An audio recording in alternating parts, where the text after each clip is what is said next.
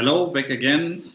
Welcome to the next session after the net. I hope you found some interesting networking partners in the networking session, and it's our pleasure now to welcome Rudolf Weiss for the next session. He's a mechanical engineer from University of Stuttgart and has a vast experience in different roles as director of marketing and sales, for instance, at Kroninger, where he was responsible as a regional sales director for market development, product management, especially in the regions of North and East Europe, CIS, Japan, Middle East and Africa. Furthermore, he was in charge of pharmaceutical packaging material like pre-filled syringes, manufacturing of glass, siliconization, assembly of components, and finally filling, inspection, closing, and pre-packaging. Afterwards, he moved to Pharma, where he also has been responsible for creating new business in new market environments like the chemical and petrochemical and food industry. Afterwards, he moved back to the pharmaceutical sector at Bausch and Ströbel, which is a global leading company for fill and finish equipment in the pharmaceutical sector. And currently, he is part of the global management team of Stolpe Robotics. He's having the global responsibility for robotic automation business in pharma and medical devices. And so we are very much looking forward to see his presentation and what he has to share with us about this segment. So welcome very much, Rudolf, to Pharmacircuit. Thank you, Mark, for this kind introduction and for giving me the possibility to speak to you. Today I'd like to talk a little bit about robots in the pharma world, where we are at the moment and maybe where we go, but also which challenges and at the end chances we have on our way.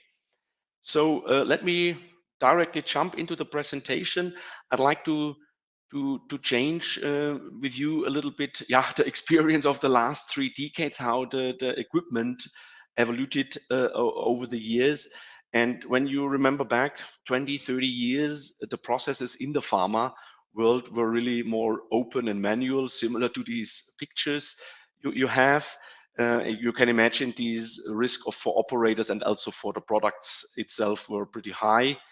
Then around 2000, a little bit earlier maybe, we had more isolated and manual processes. This was the area of isolators, when the isolator business starts really. Then it moved on, let's say 10 years back, isolated and automated. So more and more automation came into these aseptic core zones, where you see on the pictures 2 robots acting in a safe ISO 5 environment. And today, driven by the market change and also the requirements, and we definitely come back to this point a little bit later, we talk about closed and automated systems. That means we have gloveless systems where more or less no operator has directly access into the core process. This means in the center of such a machine is a robot doing all the tasks, the production tasks up to the normal manual interventions what operators did before. So what we clearly see in the pharma production world, it's a shift from a more human-centered production to a fully automatic one, driven by robotic applications. And a customer of us said, and I like this sentence very much, what can be automated will be automated in the pharma world. Now, some challenges our customers and also we as a supplier have. This is first the regulatory challenges. I know since years that we are dealing in a very highly regulated environment. And I have just picked out 2 examples. This is the EU GMP Annex 1 and also at the FDA GMP guidelines. Especially the Annex 1 will come into place, the new one next year. And with this contamination control strategy, which is described there, we see then a clear trend towards automation. And the essence for us as a robotic supplier is that we will have in the future less human interactions, less manual interventions, more process restrictions, and at the end, because somebody has to do the job in the machines or in these environments, more robotic solutions. Furthermore, general challenges for us as robot suppliers, but also for our pharma OEMs. The OEM is a typical machine builder. And here I took out a statement from Rick Friedman, which he has given to us in the ISP Aseptic conference this year, that robotics has already considerably reduced the risk of contamination, but there's always some room for optimization.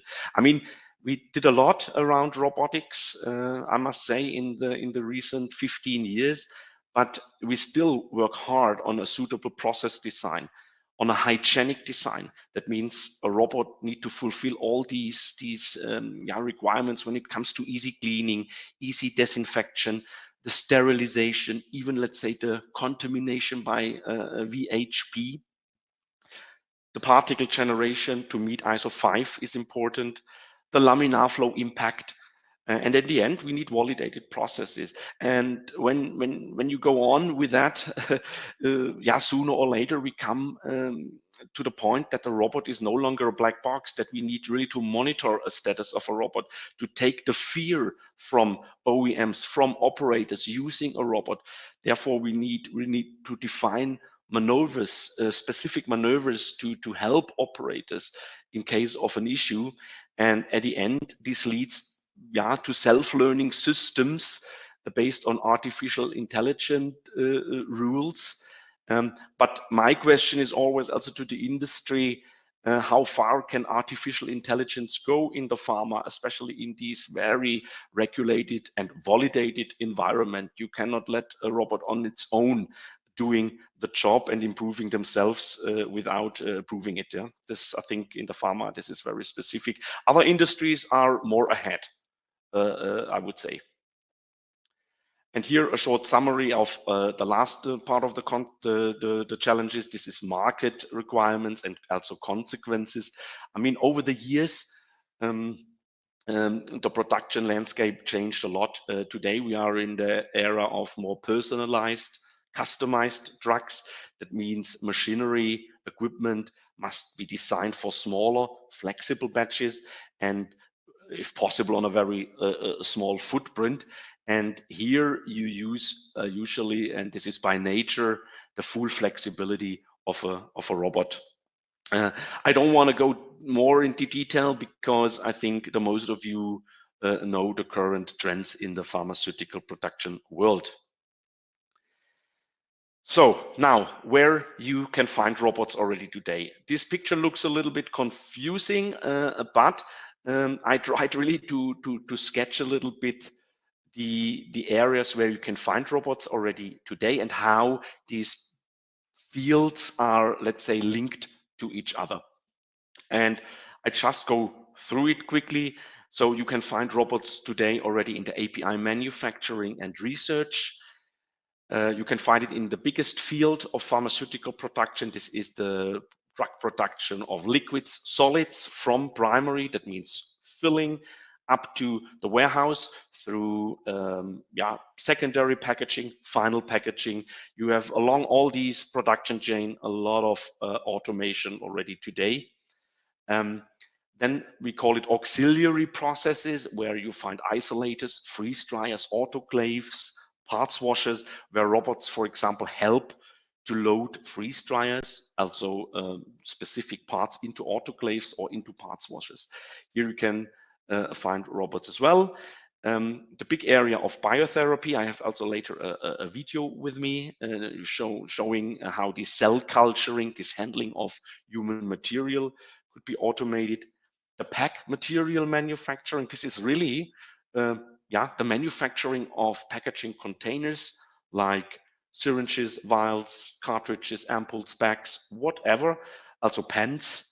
or any other devices. This is also very automated today. And the last field, I called it laboratory and pharmacy automation, where you can find also on a small footprint a lot of automation when it comes to these processes. And therefore, Stäubli defined its own playground where we offering solutions into the pharmaceutical industry. And you find more or less these segments what I talked about. This is the field of API, liquid solid production, pack material, auxiliary processes, biotherapy, and lab and pharmacy automation. In all these segments, we offer various solutions. And now I try to show you various examples. I hope my videos will run in this stream. This is an example out of the API area where we handle vessels in an isolator. These vessels are filled with certain API products. And here we have a typical process showing a SteriClean robot. This is a very special developed robot in these environments who can also withstand highest requirements when it comes to particle emission, to cleanability, to at the end treatment by VHP, which is very aggressive to the robots and surfaces. So this is, I would say, the Champions League where robots in the pharma world are installed. So inside an isolator.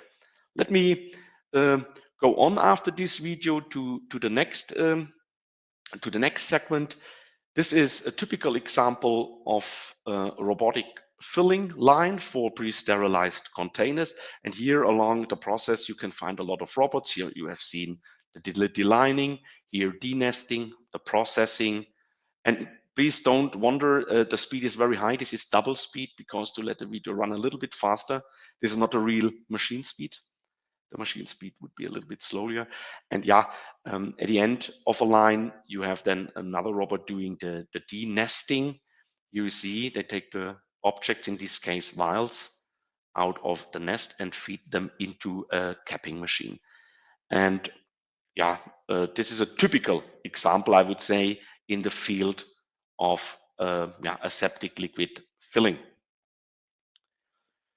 Another example in the area of auxiliary processes. Here you see an end of a vial line where a robot collects the filled and pre-stoppered for lyophilization, the vials in a tray. These two robots work in interaction with each other. So this smaller robot is closing the tray now, and the big robot hands over the tray to the freeze dryers. This is also a very fancy application nowadays because robots offer here on a pretty small footprint usually a lot of flexibility. And this is just one example how this could look like. We have various others, but this is a typical installation at the end of line.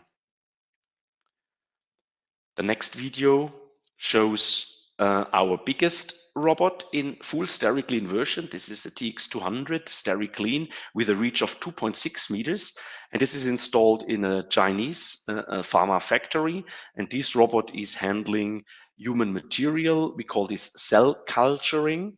So it's doing defined shaking movements, turning movements, transporting the racks from the entrance to the filling point. And this in a very defined way. The whole process is fully automated and very successful in China at the moment, this kind of process. Such a robot has a payload. That means this robot can lift up to, let's say, 120, 130 kilogram. And you see direct connection to the filling. Okay, let's move on. I come now to an area which is also a central point of discussions in the pharma industry at the moment. This is the smart factory, and maybe you hear it everywhere. What is smart at the end? Smart for us means really the connection, the digital connection of all operational manufacturing and process steps in a company. And you can imagine today you have a lot of operators also doing jobs in between, but from these manual processes you cannot really gain data. Therefore, we think that mobile robots will play an enormous role in the pharma production environment in the future, because then you can close the gaps and you can also deliver data on these so far missing gaps. Here, a typical example of a mobile robotic solution. Here you see a AGV. This is an automated guided vehicle which runs through a pharma building fully on its own, on a defined way. And here a stationary cobot, a robot takes these vessels, empty vessels, and places it directly on such a AGV, and this AGV transports the vessels out of the clean room to another area. On the next slide, you see as well an operator standing in a laboratory style. Here we work interactively with a cobot, and this robot is also assisting the scientist for all various tasks. This is now an example of a fully automated, let's say filling line in this case. Could be also a packaging line. That means here stationary cobots are unloading pallets, so feeding this line with packaging material. And this could be also supported by a mobile robot, which you see, who can also feed components into such a line. This is, I think, at the moment, a big discussion in the industry, that a lot of existing lines will be upgraded for more automation in the future. And therefore you need at the end and at the beginning of such a line robotic solutions. This is an example of a very big line with it's a filling line for vials with 2 freeze dryers. And here I draw some examples how robots can assist the operators. So the simple jobs a robot can do, for example, feeding of caps and stoppers onto RTP ports of isolators. This could be done automatically by such a mobile robotic system. Also the loading, unloading of containers at the beginning and end of the line, and also the pallet transport. Such a line could be fully automated. And here on this slide, you see a real example. This is a mobile robot from Stäubli at a customer of us. And this robot is currently doing in a ghost shift. A ghost shift means a night shift, fully on its own, the glove testing. So this robot is changing the glove testing devices on each port and run through, let's say, all the gloves of such an isolator line, which if it's a big one could be 30, 40 or even more gloves. And this takes a certain time to make this line ready for the production. And this is a typical example. So let me summarize this briefly. As I said in the beginning, I mean, robots are no longer a black box and nobody should be afraid. But robots are still confronted in a highly regulated environment with various challenges. And we still work hard on our hygienic design of robots, easy to clean, easy to sterilize, meeting all the requirements in the pharmaceutical industry. We have to work on solutions for Pharma 4.0, or let's say Industry 4.0, more data delivery for OEE screening, predictive maintenance, etc. The connectivity is a big topic, the monitoring of the status of a robot, self-learning systems through artificial intelligence. As I said in my presentation, this is still up to, I would say, to the regulations we have in the pharma, and we see which kind of freedom will come in the future when we talk about this topic.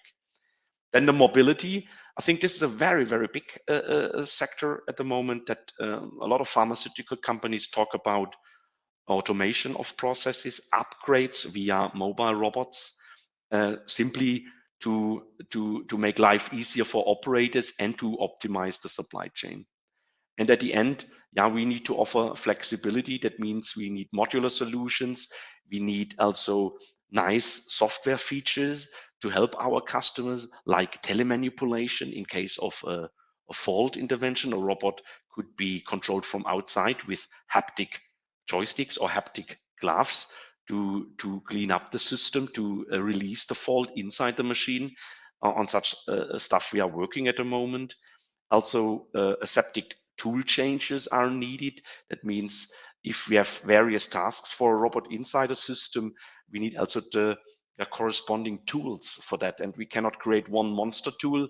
This is not working. Therefore, we need the right tool set, and a robot can then easily decide which tool is needed for which application.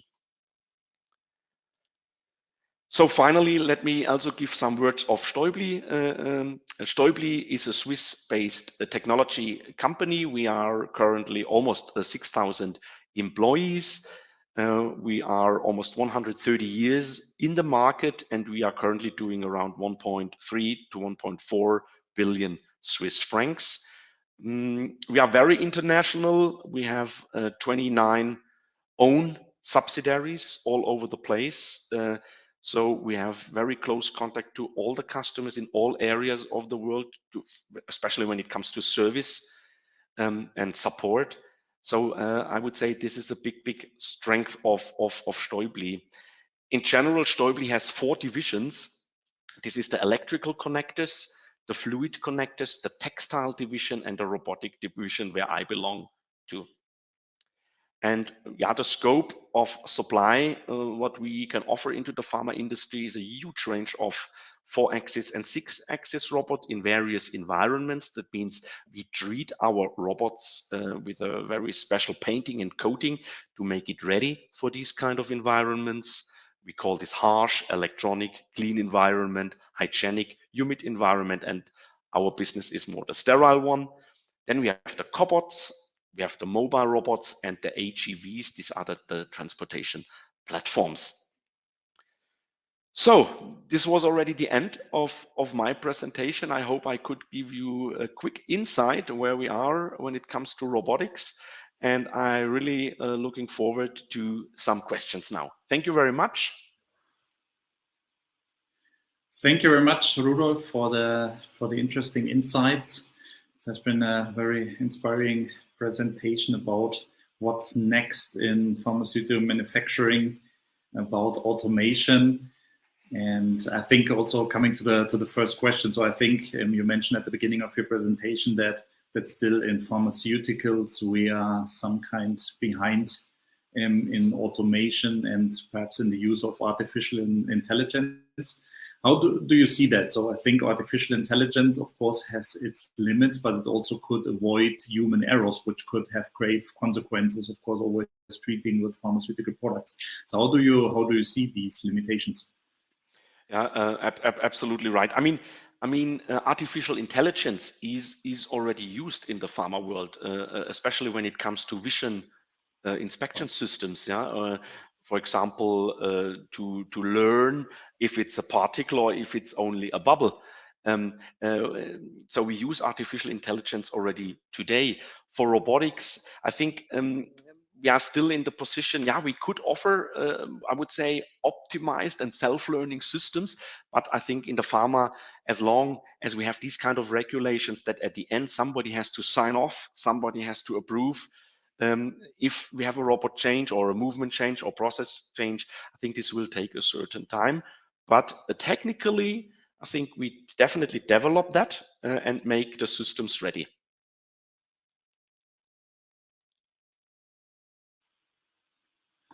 Thanks. And also, I think next question is directly related to this. So you also mentioned that, of course, robots cannot do everything. So where do you see still the most important limitations of the use of robots, and how do you think this can be overcome by the industry or by players like Stäubli in the future? At the moment, we are so motivated in creating new solutions that I not really see a lot of barriers. Technically, a robot is a machine, yeah, and such a machine can, in our environment, can do a lot of different tasks. I think a big topic is still the safety. especially when we talk about isolator use or even industrial cupboards where nobody wants a big a steel fence around just to protect the operators. I think here are certain limitations, but Stäubli is developed an own safety software package and a license to help, for example, operators, not operators, let's say engineers, to set up their design of the machines and to make really the whole systems completely safe for the machine and also safe for the operators. But generally, I think robots can be used in all kinds of processes. But I said, still, the requirements are high when it comes to the hygienic design. And here you cannot use all robots. I mean, you cannot use robots with a lot of screws, media lines outside, or a lot of we call it dark areas where particles or bacteria can grow. I mean, this is really still a tough topic. We need to improve the hygienic design, but we have a huge R&D roadmap on place to do that. Thank you. And perhaps last question. So I think you have done and you've presented very well. Also the videos were quite insightful, quite impressive about the automation and the robots. So what do you think are the best, let's say, arguments that you would give a pharmaceutical company to create a smart factory, to invest into automation? So I've seen it. I've worked for Centiva, for instance, and especially for smaller products, I have to say that, of course, it was more the politics of never change a running system, and it was still quite manually dominated processes. So what do you think are the best arguments that you could give to invest into automation and having a smart factory? I think this depends a little bit, let's say, on the drugs which are produced. When we talk about blockbuster products, as you said, this is high speed. This is never change a running system. We run here with high OEEs, but when it comes to smaller batches, to personalized drugs, even down to a batch size of 1, but high value behind, you need a new kind of machinery, and our customers are working currently on these. But you have more these island solutions. These systems are not connected, and therefore you need somehow to connect all these processes: the filling process, the inspection process, the packing process, all on a very small and flexible scale. And I think here definitely you can use robots in between to transport the goods from A to B and further on to C. And also we have currently a lot of discussions with our customers to upgrade existing systems, to bring more automation in, to release, and this is a big argument, to release a little bit the operators from these time-consuming and boring jobs, because this can easily be done by a robot, to feed a line, to unload a line, and also to get more freedom and other job tasks for the operators, where we can use the humans in a better way. And I think these are the main arguments. A robot should be used when you need flexibility. And this, I think I see really no end. You can use it in all kind of areas and for all kind of applications. Thank you, Rudolf. We just received the last question from the audience. I just saw it here. So there was a question. So what do you think is the next big step or next big thing in robotics? Okay, I think a very big topic at the moment is this telemanipulation. That means that a robot detects, for example, the fault in a system on its own. Then we are also close to artificial intelligence, let's say. So the robot detects the faults and decides on its own which tool is used to release these faults in a machine. For example, a simple example, a stocking rubber stopper in a sorting bowl, or let's say a fallen down object like a fallen vial, to take this away from the system. Such things, I think, are the next steps, plus the whole mobile robotics. Here, I think the pharma industry can optimize the process and value chain a lot, I think. So thanks, Rudolf, for these insights. Have been very nice. So for sure, there will be also people interested to meet you in the networking sessions. So thank you very much for being here today, and hope to see you soon around at Pharmacircuit. So has been a pleasure. Would be a pleasure. Would be a pleasure for me. Thank you for inviting me, and I wish you really a nice event further on. Thank you very much. Thank you very much.